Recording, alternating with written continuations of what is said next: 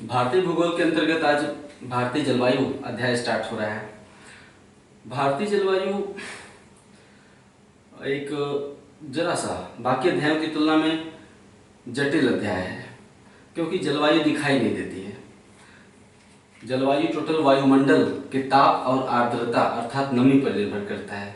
जो जलवायु की दशा होती है उसमें हम दो चीज़ें शामिल करते हैं, वायुमंडल में नमी अर्थात वर्षा और वायुमंडल का तापमान। तो ये जो वर्षण होता है, वर्षा, वो भी मुख्य रूप से वायुमंडल के तापमान पर ही निर्भर करती है काफ़ी हद तक। तो वायुमंडल दिखाई देने वाली वस्तु नहीं है, ये कल्पना या अनुभव करने वाली वस्तु है। तो ये भारतीय जलवायु का पूरा अध्याय इस पर निर्भर करेगा आपका समझना कि आप कितने अच्छे से कल्पना कर लेते हैं इस अध्याय का। तो इसे मैं जल्दीबाजी से नहीं पढ़ाऊंगा। आमतौर पर मैंने देखा है कि किताबों में भारतीय जलवायु वाला अध्याय जिस तरह से लिखा रहता है वो अधिकतर या तो बहुत ही ज़्यादा फैक्चुअल बना दिया जाता है, तथ्यात्मक, उसकी वजह से समझ में कम आता है। लेकिन मेरा मानना है कि अगर भारतीय जलवायु की जो क्रियाविधि है, चाहे मानसून की क्रियाविधि कि कैसे काम करता है, ये कैसे वर्षा होती है ठंडी में या गर्मी में, इसको, इस क्रियाविधि को भी अगर आप समझ लें ढंग से, तो फैक्ट कहीं से भी पूछे कोई मैटर ही नहीं करता कि आपसे कोई सवाल गलत हो जाए भारतीय जलवायु से। तो सबसे जो महत्वपूर्ण बात है वो है भारतीय जलवायु को समझ लेना। बाकी दुनिया भर के हजारों फैक्ट तो किताबों में लिखे ही हुए हैं। मेरा यहाँ क्या काम है, अगर मैं तथ्य ही लिखवाऊँ आपको मैं आते ही तथ्य लिखवाना शुरू कर दूँ कि भारतीय जलवायु में पहला पॉइंट, दूसरा पॉइंट, नहीं, मैं ये काम नहीं करूँगा। पॉइंट और फैक्ट किताबों में लिखे हुए हैं। मेरा काम है आपको भारतीय जलवायु को समझाना, इसकी क्रियाविधि को समझाना। तो मैं जल्दीबाजी में नहीं समझाऊंगा। मेरा उद्देश्य होगा कि मैं धीरे धीरे समझाऊं, ऐसे समझा दूं कि हमेशा के लिए आपको समझ में आ जाए, कभी भी भूले ही नहीं। इसके लिए मैं भारतीय जलवायु को 4 वीडियो बनाऊंगा। भारतीय जलवायु अध्याय पर मैं 4 या 5 वीडियो भी बना सकता हूँ।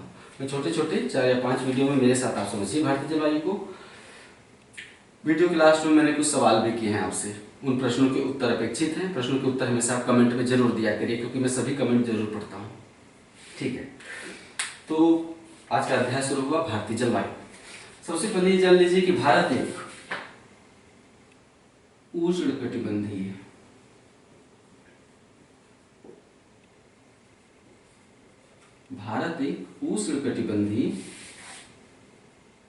ये लिखा हुआ है मानसूनी जलवायु वाला देश है। भारत एक उष्णकटिबंधीय मानसूनी जलवायु वाला देश है। ये हमेशा सवाल पूछता है कि भारत की जलवायु कैसी है। तो जो 4 विकल्प दिए होंगे उनमें से आपको ये वाला विकल्प चुनना होगा। भारत की जलवायु उष्णकटिबंधीय मानसूनी जलवायु है। ठीक है, ओके। इसे समझ लेते हैं कि भारत एक उष्णकटिबंधीय मानसूनी जलवायु वाला देश कैसे हो गया। तो जलवायु के 2 पक्ष हैं, एक उष्णकटिबंधीय और दूसरा मानसूनी। भारत एक उष्णकटिबंधीय देश है और दूसरा मानसूनी जलवायु वाला देश है। ठीक है, यानी भारतीय जलवायु 2 प्रकार की विशेषताओं से युक्त है, एक उष्णकटिबंधीय जलवायु और दूसरा मानसूनी जलवायु। ठीक है, आइए भारत की उष्णकटिबंधीय मानसूनी जलवायु को हम समझते हैं कैसे। आमतौर पर होता क्या है कि ग्लोब पर बीच वाली रेखा को हम विषुवत रेखा कहते हैं। विषुवत रेखा पर सूर्य का जो प्रकाश है वो सबसे ज्यादा चमकता है वर्ष भर। इसे पढ़ने के लिए आप विषुवत देशांतर और अक्षांश वाला अध्याय जाके देख सकते हैं। तो सूर्य का प्रकाश सबसे ज्यादा विषुवत रेखा पर चमकता है।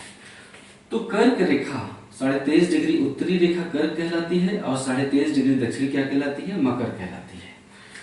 तो सूर्य का प्रकाश वर्ष भर कर्क और मकर रेखाओं के बीच लंबवत चमकता है। सूर्य का जो लंबवत प्रकाश होता है विचलन करता है, कहां से कहां तक, कर्क से लेकर मकर तक, फिर मकर से लेकर कर्क तक। यानी सूर्य की लंबवत किरणें इन्हीं क्षेत्रों में पड़ती हैं, 23.5 उत्तरी से लेकर 23.5 दक्षिणी तक। इसके चलते पूरा पृथ्वी पर कर्क और मकर रेखाओं का बीच का क्षेत्र सबसे गर्म क्षेत्र होता है और पृथ्वी का सबसे ठंडा क्षेत्र क्या होता है, उत्तरी ध्रुव और दक्षिणी ध्रुव।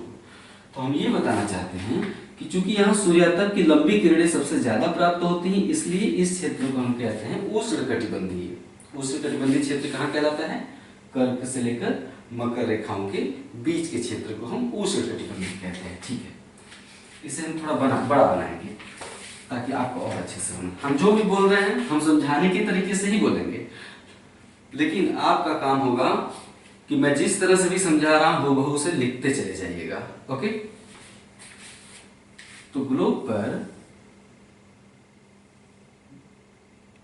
कर्क रेखा से लेकर 23.5 उत्तरी से लेकर 23.5 दक्षिणी कर्क अक्षांश रेखाओं में जाकर आप इसे समझ सकते हैं कि कर्क रेखा कैसे काम करती है और मकर रेखा कैसे काम करती है। ठीक है, तो 23.5 उत्तरी से लेकर 23.5 दक्षिणी तक के क्षेत्र को हम क्या कहते हैं?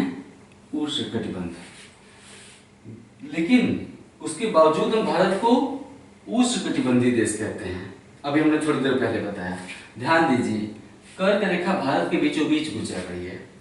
कर्क रेखा भारत के बीचों बीच गुजर रही है, यानी भारत यहां पर स्थित है। भारत जो है आपका यहां पर स्थित है ना? और कर्क रेखा भारत के बीचों बीच गुजर रही है। हमने थोड़ी देर पहले कहा कि कर्क और मकर रेखाओं के बीच का क्षेत्र ही उष्णकटिबंध होता है, लेकिन इसके बावजूद और कर्क रेखा भारत के बीचों बीच गुजर रही है, दूसरा फैक्ट। लेकिन इसके बावजूद भारत को उष्णकटिबंधीय देश कहते हैं।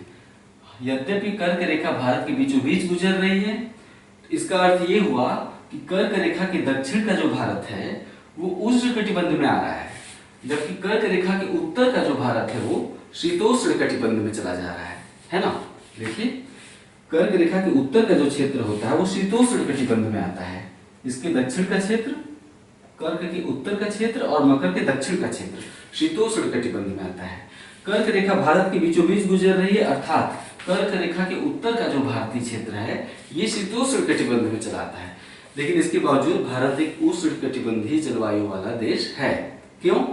इसके दो कारण हैं। ठीक है, पहला कारण लिखिए, भारत के उत्तर में, भारत की उत्तरी सीमा पर हिमालय स्थित है। ठीक है, भारत की उत्तरी सीमा पर हिमालय स्थित है। हिमालय के कारण साइबेरिया, साइबेरिया कहाँ है? चीन में है। पूर्वी रूस को साइबेरिया कहते हैं, रूस का जो पूर्वी हिस्सा है। तो हिमालय की उपस्थिति के कारण साइबेरिया और चीन में चलने वाली ध्रुवीय हवाएं, ध्रुवीय मतलब बहुत ही शीतल और ठंडी हवाएं, हिमालय के कारण साइबेरिया और चीन में प्रवाहित होने वाली अत्यधिक शीतल ध्रुवीय हवाएं भारत में प्रवेश नहीं कर पाती। इधर से जो हवाएं आती हैं वो यहीं तक रुक जाती हैं, हिमालय के दक्षिण में प्रवेश नहीं कर पाती। उत्तरी ध्रुव पर जो हवा चलती है उसे ध्रुवीय हवा कहते हैं। ठंडी के दिनों में जो उत्तरी ध्रुव की हवा है वो चल देती है दक्षिण की तरफ, वो चीन तक आती है, साइबेरिया होते हुए चीन तक आती है, लेकिन हिमालय के चलते भारत में प्रवेश नहीं कर पाती। तो हमने बोला कि भारत की उत्तरी सीमा पर हिमालय की उपस्थिति के कारण साइबेरिया और चीन में प्रवाहित होने वाली अत्यधिक शीतल ध्रुवीय हवाएं भारत में प्रवेश नहीं कर पाती, जिस कारण भारत में वास्तविक शीत ऋतु नहीं पाई जाती, भारत में वास्तविक जाड़े की ऋतु नहीं पाई जाती। आपने देखा होगा कि ठंडी में भी जब उत्तरी क्षेत्र के लोग आते हैं, चाहे रूस के हो, चाहे इंग्लैंड के, चाहे अमेरिका के, उत्तरी क्षेत्र के लोग हैं वो, तो ठंडी में भी आते हैं तो यहाँ पे बनियान पहन के घूमते रहते हैं। क्यों? क्योंकि उनके यहाँ जो ठंडी होती है उसकी तुलना में भारत में जो दिसंबर में ठंडी होती है उसकी तुलना में गर्मी होती है। ब्रिटेन या फिर मॉस्को में दिसंबर में जितनी ठंडी होती है उसकी तुलना में दिल्ली और पटना में कुछ भी ठंडी नहीं होती है। तो हमने कहा कि हिमालय इन ध्रुवीय शीतल हवाओं को रोक देता है, जिसके चलते भारत में वास्तविक शीत ऋतु नहीं पाई जाती। ठीक है, उसी में आगे जोड़िए, हिमालय स्पष्ट रूप से एक जलवायु विभाजक, क्लाइमेट जलवायु विभाजक की भूमिका निभाता है। अर्थात हिमालय के उत्तर में शीतोष्ण जलवायु पाई जाती है और हिमालय के दक्षिण में उष्णकटिबंधीय जलवायु पाई जाती है। अर्थात भारत में कर्क रेखा जलवायु विभाजक की भूमिका नहीं निभा पाता, है ना? होना तो ये चाहिए था कि कर्क रेखा के उत्तर में शीतोष्ण कटिबंध और कर्क के दक्षिण में उष्ण कटिबंध होना चाहिए था, है ना? दक्षिण में उष्ण और उत्तर में शीतोष्ण। तो भारत में कर्क रेखा जलवायु विभाजक की भूमिका नहीं निभा पाता है। उसके विपरीत हिमालय एक अच्छे जलवायु विभाजक की भूमिका निभाता है, जिसके चलते शीतोष्ण जलवायु हिमालय के उत्तर में सीमित रह जाती है और हिमालय के दक्षिण में अर्थात पूरे भारत में उष्णकटिबंधीय जलवायु पाई जाती है। पहला कारण हिमालय की उपस्थिति मैंने बताया। दूसरा कारण कर्क और मकर रेखाओं के बीच उष्णकटिबंधीय क्षेत्र होने के कारण इस क्षेत्र में सागर जल अत्यधिक गर्म हो जाता है। ठीक है, हवाएं जब गर्म होकर उठती हैं तो सागर जल का वाष्प भी हवाओं के साथ ऊपर उठता है। सागर का वाष्प भी हवाओं के साथ ऊपर उठता है। परिणामस्वरूप इन क्षेत्रों में उष्णकटिबंधीय क्षेत्रों में या विषुवत रेखा के आसपास के क्षेत्रों में हमेशा वर्षा होती रहती है। वर्ष भर में यहाँ पे वर्षा होती है। ठीक है, तो उसी में आगे लिखें, लेकिन हिमालय हिंद महासागर से आने वाली नमी वाले हवाओं को, आर्द्रता वाले हवाओं को रोककर वर्षा करता है। अगर हिमालय नहीं होता तो कर्क रेखा के उत्तर में वर्षा नहीं हो पाती, लेकिन हिमालय की उपस्थिति के कारण वर्षा वर्ष भर उष्णकटिबंधीय क्षेत्रों में ही होती है। फिर से ऐसे लिखिए कि वर्षा वर्ष भर उष्णकटिबंधीय क्षेत्रों में ही होती है, लेकिन हिमालय की उपस्थिति के कारण हिंद महासागर से बहकर आने वाली आर्द्र हवाएं हिमालय से टकराकर पूरे भारतीय उपमहाद्वीप में वर्षा करती हैं। हिमालय की उपस्थिति के चलते ही दिल्ली में भी वर्षा होती है। यहाँ पे दिल्ली है। हिमालय की उपस्थिति के चलते ही दिल्ली में भी वर्षा होती है, जबकि दिल्ली कर्क रेखा के उत्तर में है। ठीक है, तो ये हो गया, भारत एक उष्णकटिबंधीय जलवायु वाला देश है। दो कारण मैंने बताए, एक हिमालय की उपस्थिति के कारण साइबेरिया और चीन की ठंडी हवाएं भारत में नहीं घुस पाती, दूसरे हिमालय की उपस्थिति के कारण पूरे भारतीय उपमहाद्वीप में वर्षा होती है ना। ठीक है, तो भारत एक उष्णकटिबंधीय मानसूनी जलवायु वाला देश है। अब हम मानसून को समझते हैं। ठीक है, जलवायु के दो पक्ष हैं, उष्णकटिबंधीय और मानसूनी। भारत एक मानसूनी जलवायु वाला देश कैसे है? हेडिंग डाल दीजिए, भारत एक मानसूनी जलवायु वाला देश कैसे है।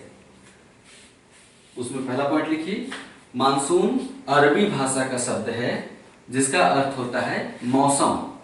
ठीक है, मानसून का अर्थ है मौसम परिवर्तन के साथ हवाओं की दिशा में भी विपरीत परिवर्तन। मानसून का अर्थ होता है ऋतु परिवर्तन के साथ हवाओं की दिशा में भी विपरीत परिवर्तन। ठीक है, अगला जोड़िए, भारत में दो तरह की मानसूनी हवाएं पाई जाती हैं। भारत में दो तरह की मानसूनी हवाएं प्रवाहित होती हैं। पहला उत्तर पूर्वी मानसून,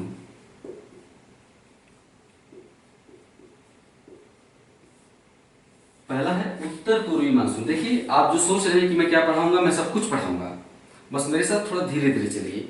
सुलझाने का एक तरीका होता है, तो एक एक डोर को सुलझाएंगे तो पूरा जो उलझन है वो सुलझ जाएगा। तो आइए एक एक डोर को हम सुलझाते रहते हैं। तो भारत में दो तरह की मानसूनी हवाएं पाई जाती हैं, एक उत्तर पूर्वी मानसून और दूसरा है दक्षिण पश्चिमी मानसून। ठीक है, तो उत्तर पूर्वी मानसून के बारे में लिखिए। पहले ये देख लीजिए, जो रेखाएं उत्तर पूर्व से बहकर दक्षिण पश्चिम में बह रही हैं, इधर उत्तर पूर्व और इधर दक्षिण पश्चिम है ना, उत्तर दक्षिण पूर्व पश्चिम। तो ये बीच वाला सिरा क्या कहलाएगा? उत्तर और पूर्व के बीच में है, तो इधर वाली दिशा कहलाएगी उत्तर पूर्व। तो देखिए, जो हवाएं भारत में उत्तर पूर्व दिशा से बहकर आती हैं उसे हम उत्तर पूर्वी मानसून कहते हैं। जो हवाएं शीत ऋतु में, ऐसे लिखिएगा, जो हवाएं शीत ऋतु में भारत में उत्तर पूर्व दिशा से बहकर आती हैं उन्हें हम उत्तर पूर्वी मानसून कहते हैं। उत्तर पूर्वी मानसून भारत में केवल जाड़े की ऋतु में ही चलता है, ठंडी के दिनों में चलता है, गर्मी में नहीं। उत्तर पूर्वी मानसून केवल भारत में ठंडी के दिनों में ही प्रवाहित होता है। ठीक है, उसी में आगे जोड़िए, उत्तर पूर्वी मानसून स्थल खंड से बहकर आता है।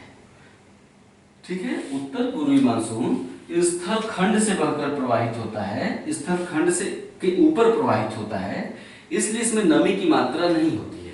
जिस कारण उत्तर पूर्वी मानसून अधिकांश भारत में वर्षा करने में सक्षम नहीं हो पाती। उत्तर पूर्वी मानसून से भारत में वर्षा नहीं होती। लेकिन इसका एक अपवाद है, उसे में जोड़िए, लेकिन इसका एक अपवाद है। उत्तर पूर्वी मानसून का वह भाग जो पूर्वोत्तर भारत के ऊपर से होकर प्रवाहित होता है, यह पूर्वोत्तर भारत। उत्तर पूर्वी मानसून का वह भाग जो पूर्वोत्तर भारत के ऊपर से होकर प्रवाहित होता है, जब वह बंगाल की खाड़ी के ऊपर पहुंचता है तो वह सागर से पर्याप्त नमी ग्रहण कर लेता है। उत्तर पूर्वी मानसून की ये नमी युक्त हवाएं, आर्द्रता या ह्यूमिडिटी युक्त हवाएं तमिलनाडु में पहुंचकर पूर्वी घाट से टकरा जाती हैं।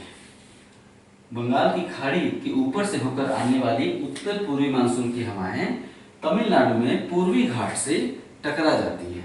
यही कारण है कि तमिलनाडु के कोरोमंडल तट पर ठंडी के दिनों में वर्षा होती है।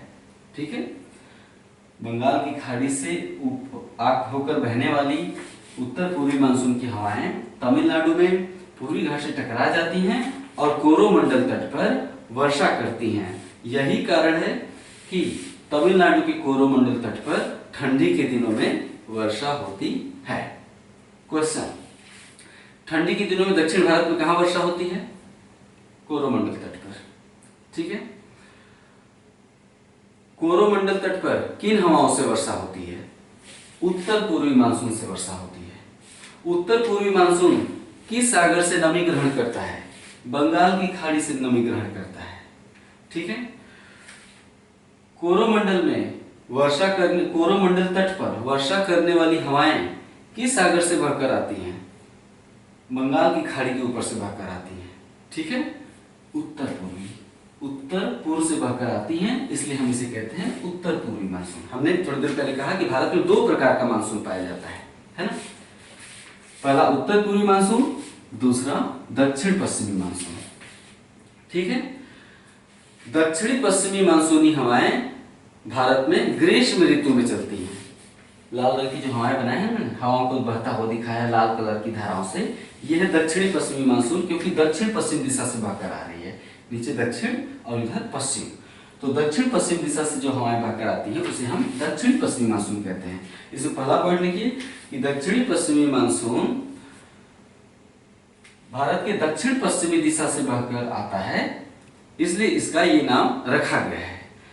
ठीक है, दक्षिणी पश्चिमी मानसून ग्रीष्म ऋतु में चलता है। दक्षिणी पश्चिमी मानसूनी हवाएं ग्रीष्म ऋतु में हिंद महासागर से बहकर आती हैं। ठीक है, भारत में 90% वर्षा दक्षिणी पश्चिमी मानसून द्वारा ही होती है। भारत में 90% वर्षा दक्षिणी पश्चिमी मानसून द्वारा होती है, जो कि ग्रीष्म ऋतु में चलती है। ठीक है, दक्षिणी पश्चिमी मानसून पूरे भारत में वर्षा करता है। दक्षिणी पश्चिमी मानसून पूरे भारत में लगभग पूरे भारत में वर्षा करता है। ठीक है, अतः नीचे लिखिए, सिद्ध हो गया कि भारत एक उष्णकटिबंधीय मानसूनी जलवायु वाला देश है। मानसूनी जलवायु कैसे? भारत में ऋतु परिवर्तन के साथ हवाओं की दिशा में स्पष्ट परिवर्तन। भारत में ऋतु परिवर्तन के साथ हवाओं की दिशा में विपरीत परिवर्तन, यानी शीत ऋतु में उत्तर पूर्वी और गर्मी की ऋतु में ठीक इसका उल्टा दक्षिण पश्चिमी, है ना? तो भारत एक मानसूनी जलवायु वाला देश हो गया, है ना? उष्णकटिबंधीय कैसे है? हिमालय की भूमिका उसके पीछे मैंने बताया। ठीक है,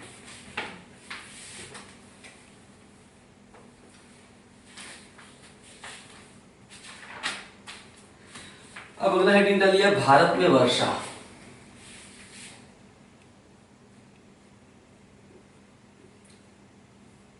अभी चूंकि स्टार्ट हुआ है तो आपके मन में बहुत सारे सवाल आ रहे होंगे कि मैं वहां से क्यों नहीं पढ़ा रहा हूँ, यहाँ से क्यों नहीं पढ़ा रहा हूँ, मैं सबसे पहले दक्षिणी पश्चिमी मानसून की बात क्यों नहीं कर रहा हूँ। मेरे साथ धीरे धीरे चलते रहिए, ये वीडियो ज़्यादा लंबा नहीं है, अभी थोड़ी देर में खत्म हो जाएगा, अगला वीडियो आएगा।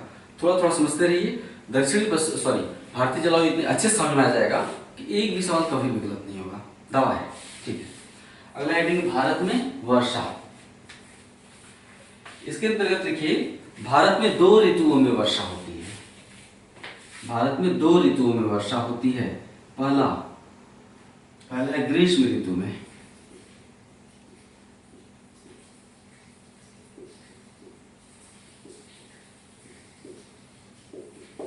और दूसरा शीत ऋतु में।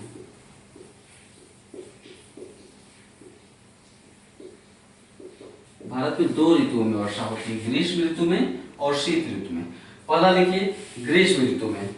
लिखिए ग्रीष्म ऋतु में होने वाली वर्षा 1 जून से प्रारंभ होती है और 15 सितंबर तक चलती है। ग्रीष्म ऋतु में होने वाली वर्षा 1 जून से प्रारंभ होती है और 15 सितंबर तक चलती है। भारत में ग्रीष्म ऋतु में होने वाली वर्षा दक्षिणी पश्चिमी मानसून से होती है। ग्रीष्म ऋतु में होने वाली वर्षा दक्षिणी पश्चिमी मानसून से होती है।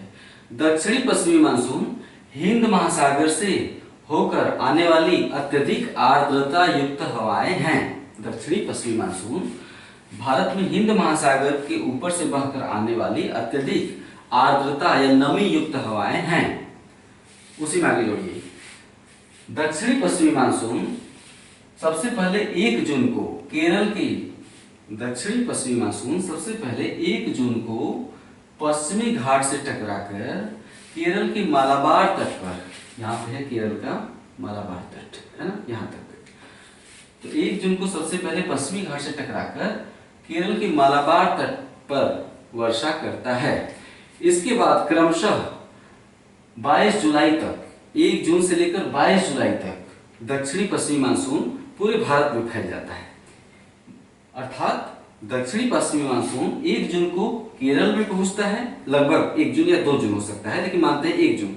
1 जून को केरल में पहुंचता है। इसके बाद आगे बढ़ते हुए 22 जुलाई तक दक्षिणी पश्चिमी मानसून दिल्ली तक पहुंच जाता है। ठीक है, दिल्ली तक, यानी पूरे भारत में लगभग फैल जाता है। ठीक है, ये हो गया दक्षिण पश्चिमी मानसून की मुख्य विशेषताएं। उसी में आगे जोड़िए, दक्षिणी पश्चिमी मानसून पूरे भारत में वर्षा करता है, लेकिन यह कोरोमंडल तट, आंध्र तट और उड़ीसा तट पर वर्षा नहीं कर पाता। दक्षिणी पश्चिमी मानसून कोरोमंडल तट, आंध्र तट और उड़ीसा तट पर वर्षा नहीं कर पाता गर्मी के दिनों में। दक्षिणी पश्चिमी मानसून कब आता है? गर्मी के दिनों में। तो इन 3 तटों पर दक्षिणी पश्चिमी मानसून वर्षा नहीं कर पाता है। क्या कारण है ये हम आगे बताएंगे, अभी हम क्रियाविधि नहीं समझा रहे हैं, कारण पे तो अभी हम चर्चा ही नहीं कर रहे हैं। अभी तो हम आपको भारतीय जलवायु की कुछ विशेषताएं बता रहे हैं। तो कारणों पर धीरे धीरे आगे चर्चा करेंगे। शुरू में ही कारणों पर चर्चा करेंगे, तो पहले समस्या तो जानिए। तो पहले हम विवरण दे रहे हैं, बाद में कारणों पर भी चर्चा होगी। ठीक है, हाँ, अच्छा अभी मिटाना नहीं है। उसके बाद आप लिखिए शीत ऋतु में। दूसरा, भारत में शीत ऋतु में होने वाली वर्षा लगभग 20 दिसंबर से प्रारंभ होकर मार्च तक चलती है। भारत में शीत ऋतु में होने वाली वर्षा लगभग 20 दिसंबर से प्रारंभ होकर मार्च तक चलती है। भारत में शीतकालीन वर्षा 2 तरह की हवाओं से होती है। भारत में शीतकालीन वर्षा 2 तरह की हवाओं से होती है। एक पश्चिमी विक्षोभ से, एक पश्चिमी विक्षोभ से और दूसरा उत्तर पूर्वी मानसून से। ग्रीष्म ऋतु वाली वर्षा का विवरण आपने थोड़ी देर पहले लिखा। अब शीत ऋतु में जो वर्षा होती है उसका विवरण लिखिए। यह 20 दिसंबर से लेकर मार्च तक होता है। भारत में शीत ऋतु में होने वाली वर्षा 2 तरह की हवाओं से होती है, पश्चिमी विक्षोभ से और उत्तर पूर्वी मानसून से। ठीक है, हेडिंग डालिए पश्चिमी विक्षोभ। पश्चिमी विक्षोभ से बहुत तरह के सवाल पूछे जाते हैं। आइए यही उन सभी तरह के सवालों का उत्तर 2 मिनट में प्राप्त कर लेते हैं। कभी नहीं गड़बड़ करेंगे आप, कोई भी सवाल गलत हो ही नहीं सकता है पश्चिमी विक्षोभ से। देखिए, पश्चिमी विक्षोभ एक शीतोष्ण चक्रवात है। पश्चिमी विक्षोभ एक शीतोष्ण चक्रवात है। इस शीतोष्ण चक्रवात का जन्म भारत के पश्चिम में भूमध्य सागर में होता है। ये देखिए, एक हवा बहकर आ रही है पश्चिम से, है ना, 2 भागों में बढ़ जा रही है। हिमालय के उत्तर में चली जा रही है, हिमालय के दक्षिण में। यही है पश्चिमी विक्षोभ।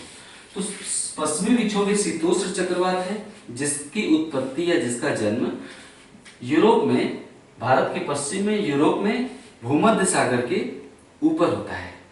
भूमध्य सागर के ऊपर जन्म लेने के पश्चात यह शीतोष्ण चक्रवात पूरब की ओर चल देता है ना, पूर्व की ओर प्रवाहित हो जाता है। पूरब की ओर चलते चलते जब यह शीतोष्ण चक्रवात भारत में प्रवेश करता है तो इसे क्या नाम देते हैं? पश्चिमी विक्षोभ नाम देते हैं। ठीक है, कितने तरह के सवाल सॉल्व कर देंगे। पश्चिमी विक्षोभ क्या है? उष्ण चक्रवात, शीतोष्ण चक्रवात। शीतोष्ण चक्रवात है। पश्चिमी विक्षोभ की उत्पत्ति कहाँ होती है?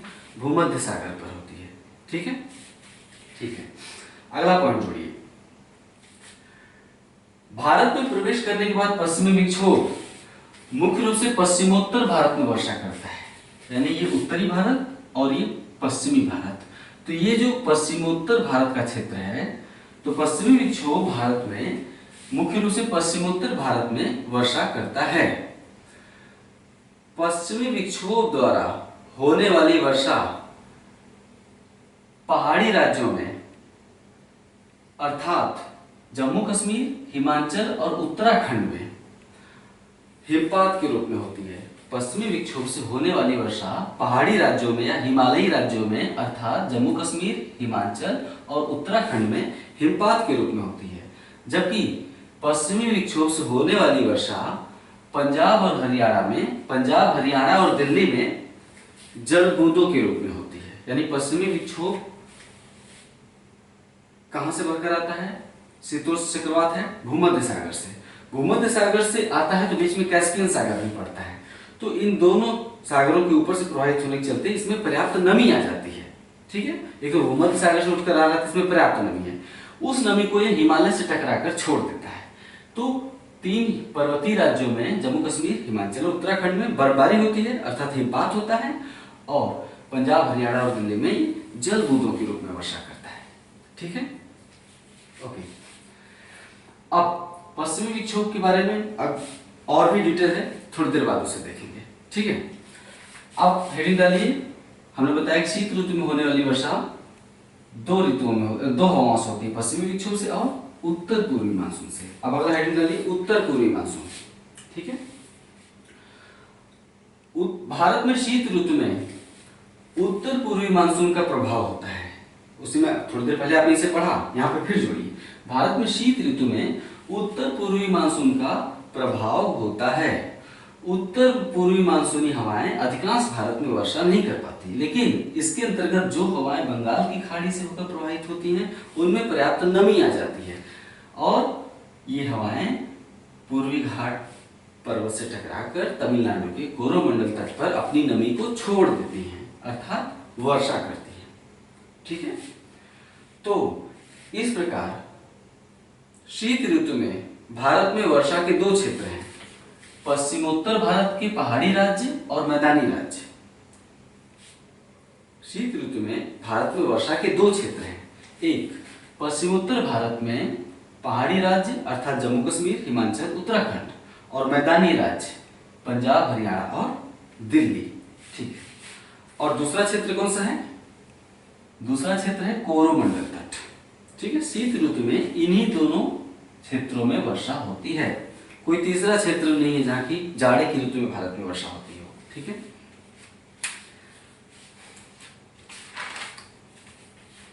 ये हो गया आज का वीडियो।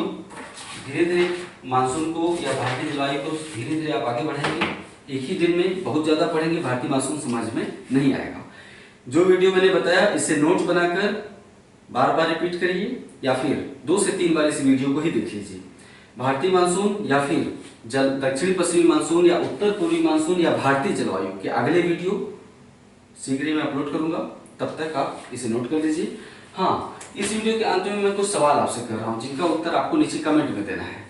कमेंट में जिसके उत्तर गलत होंगे मैं उन्हें सही उत्तर भी बताऊंगा, तो आप इन सवालों को सुन लीजिए और उत्तर तैयार करके नीचे कमेंट में दीजिए।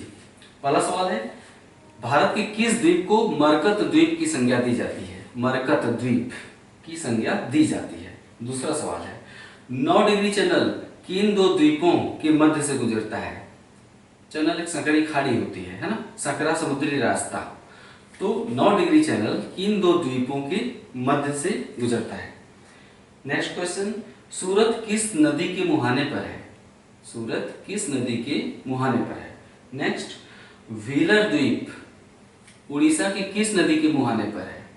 व्हीलर द्वीप उड़ीसा के किस नदी के मुहाने पर है? Next, port Blair Andaman Nicobar के किस द्वीप पर है? राजधानी पोर्ट ब्लेयर अंडमान निकोबार द्वीप के किस द्वीप पर स्थित है? नेक्स्ट, क्षेत्रफल में भारत का सबसे बड़ा जिला बताइए। नेक्स्ट, भारत की मुख्य भूमि अर्थात जम्मू कश्मीर से लेकर कन्याकुमारी, ये है भारत की मुख्य भूमि। तो भारत की मुख्य भूमि का अक्षांशीय विस्तार बताइए, यहां से लेकर यहां तक। अक्षांशीय विस्तार क्या होता है? अक्षांश रेखाएं ऐसे ऐसे होती है ना, ठीक है। तो भारत की मुख्य भूमि का अक्षांशीय विस्तार बताइए। नेक्स्ट, अंडमान निकोबार द्वीप पर स्थित इंदिरा पॉइंट किस अक्षांश पर स्थित है? इंदिरा पॉइंट किस अक्षांश पर स्थित है? नेक्स्ट, कश्मीर हिमालय किन दो नदियों के बीच में स्थित है? नेक्स्ट, हिमालय का नदियों के आधार पर विभाजन किस भूगर्भ शास्त्री ने किया?